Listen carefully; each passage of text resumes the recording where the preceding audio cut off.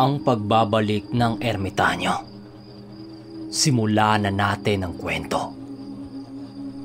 Sinabihan siya ng ninong niya na tingnan ang batok nito sa likod nito hanggang sa makalampas sila sa mga alupahap.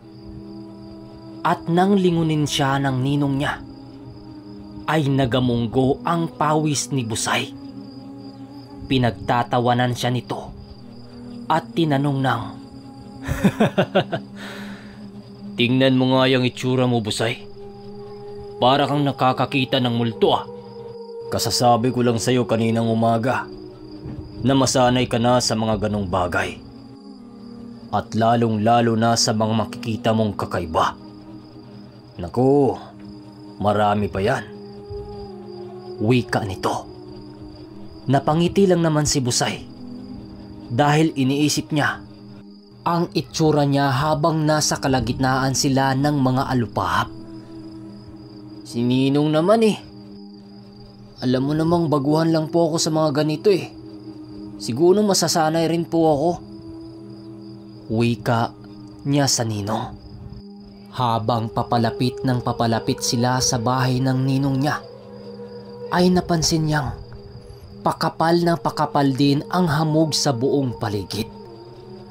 Palatandaan lamang na naroon sila sa isang mataas na lugar at maya-maya pa ay huminto sa paglalakad yung ninong niya. Ngunit nagtuloy sa paglalakad si Busay, kaya hinila siya ng ninong niya sa damit nito. "Ituon mo nga sa akin ang atensyon mo, Busay. Tingnan mo yung inaapakan mo." Wika nito, sabay turo sa inaapakan ni Busay.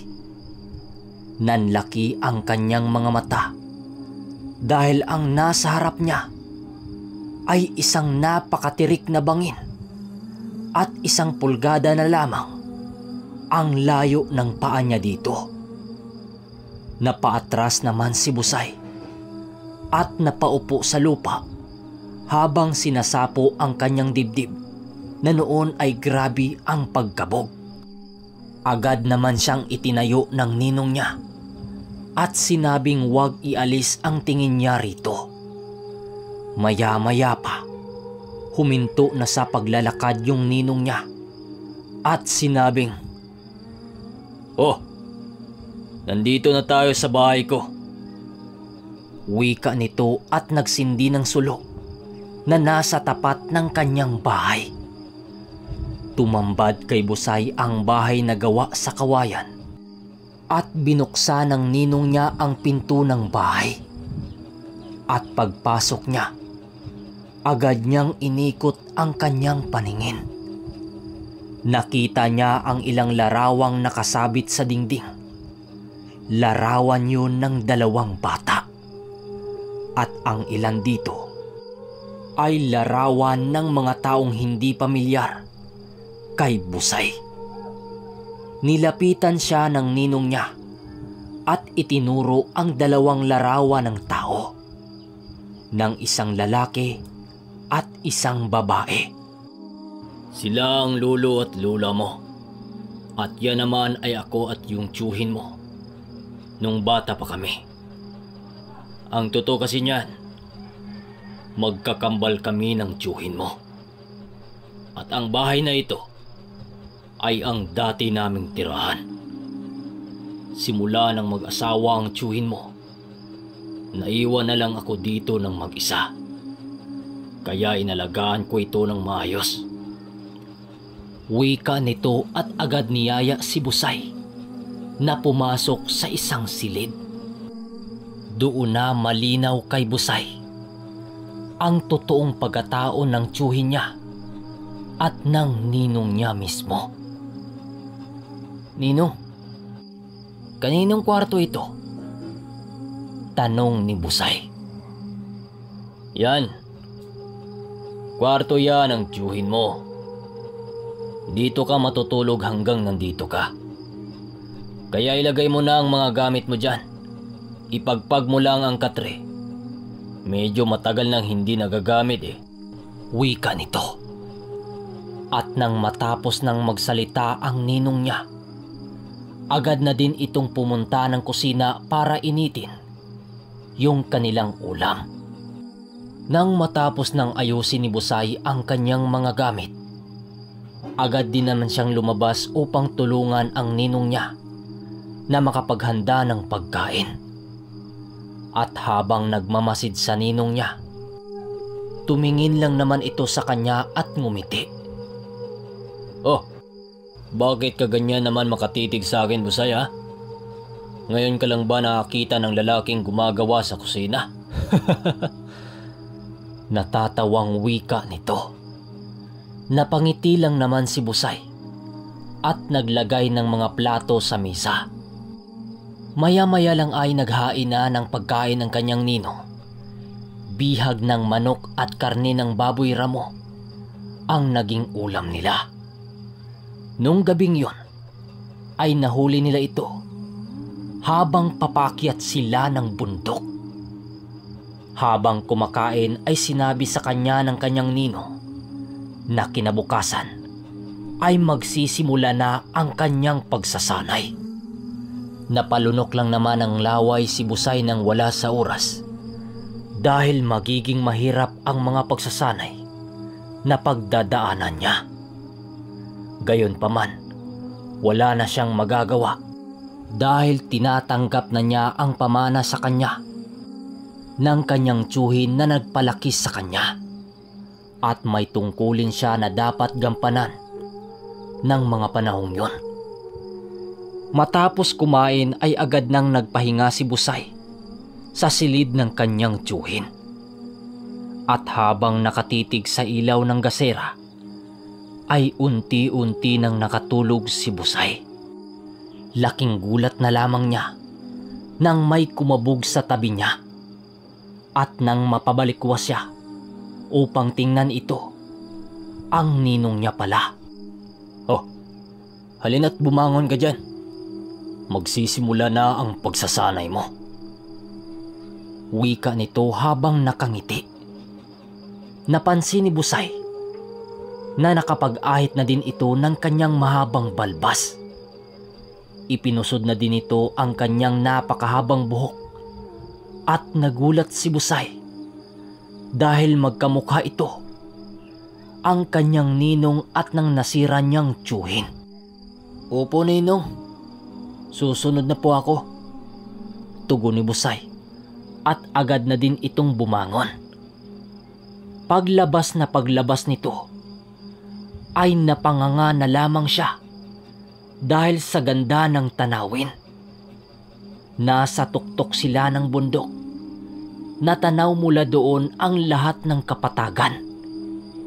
Kitang-kita ni Busay ang napakagandang gubat na natamaan ng liwanag ng pagsikat ng araw. Hindi mapangayaw si Busay at napangiti na lamang habang iniikot ang kanyang paningin sa paligid. Nag-iisang bahay lang ang bahay na yun sa lugar, sa malawak na kapatagan sa tuktok ng bundok. "Ninong, ang ganda rito ah! Grabe ang ganda ng tanawin!"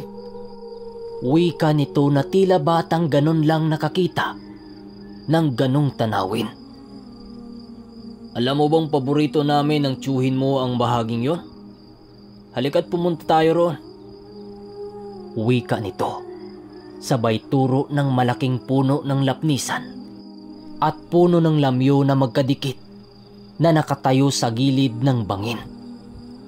Pagdating nila doon, ay kaagad na napaupo si Uloy sa napakalaking ugat. Si Busay naman ay napatingala ng puno ng lamyo dahil napakalaki talaga ng punong yon na halos hindi kayang yakapin ng 3 katao. Inikot niya ang puno at nakita niya ang pangalan ng ninong niya at ng tiyuhin niya. Hanggang sa inaya siya ng ninong niya na maupo sa tabi nito. Agad namang umupo si Busay sa tabi ng ninong niya at nagsimula ng magkwento itong si Uloy. Busay, alam mo ba ang tiyuhin mong nagpalaki sa'yo ang pinakamabait na taong nakilala ko? Kahit paanong bata kami, kung mayroong mga away sa amin, mas pinili na lamang niyang umiwas dahil sa ayaw niya ng gulo. Kabaliktaran naman ako ng iyong tiyuhin.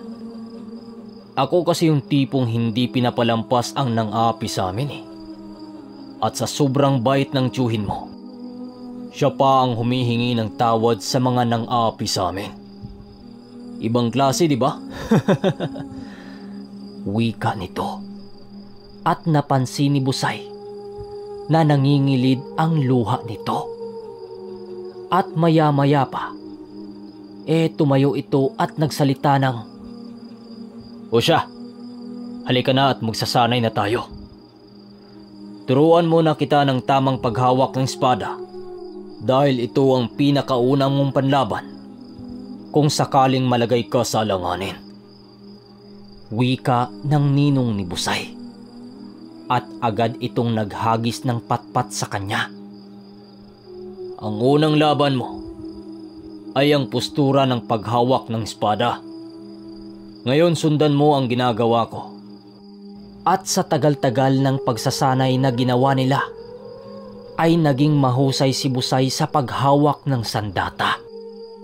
Ilang buwan din ang ginugol niya sa pagsasanay sa depinsang pansarili at nang matutunan niya ito, saka naman itinaas ng ninong niya ang araling ipinagkaloob sa kanya ng tiyuhin niyang kambal nito.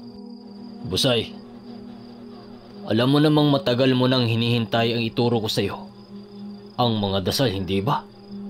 At inkantasyong nakapaloob diyan sa tilang pula ng tiyuhin mo. Kaya hindi ko na papahabain pa ang paghihintay mo. Wika nito sa isang hapon nang matapos sila sa buong araw na pagsasanay.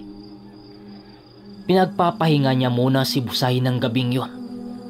At habang nagpapahinga, iniisip ni Busay kung para saan ba ang lahat na ginagawa niya sa kadahilanang mahilig siya sa sabong, di ba? Hanggang sa tuluyan na siyang makatulog. At ilang oras lang siyang nakatulog, ay bigla na lamang siyang ginising ng ninong niya. Busay, gising! Busay! Mahinang wika ng ninong niya habang patuloy siyang niyuyugyug nito. Ho? Bakit po, ninong? Ano bang nangyayari? Takang tanong nito sa ninong habang papungas-pungas na bumabangon. Shhh! Hinaan mo lang ang boses mo. May mga tao sa labas, Busay. Pabulong na wika ng nino at sabay abot sa kanya ng isang punyal. At agad namang tumayo si Busay sa kanyang kinahigaan at agad sumilip sa bintana. Laking gulat niya dahil may nakita siyang isang tao na nakatayo sa labas ng bahay. Kaya napalingon siya sa ninong niya at nagtanong ng, "Ninong, sino po sila? At ano pong kailangan nila sa atin?" Tanong ni Busay. At sinabi ng ninong niya na siya ang pakay ng mga ito. Hindi sila pangkaraniwang tao, Busay. Malamang kumalat na ang balitang pagkamatay ng tiyuhin mo. At naparito ang mga yan dahil sa tilang pulang hawak mo. Tugon ng ninong ni Busay. Kinapa niya ang tilang nasa bulsa niya at inilabas ito. Inutos uli ng ninong niya na itali ito sa ulo niya. At sa pagkakataong yon, ay may ibinulong na dasal yung ninong niya sa kanya. Sa pagpatuloy ng kwento, ay magaganap ang unang pakipaglaban ni Busay sa mga hindi ordinaryong mga nilalang. Okay, hanggang dito na muna mga kaermitanyo. dahil dito pa lang ang pinapadala ng ating writer. So, abangan nyo na lang. Maraming salamat.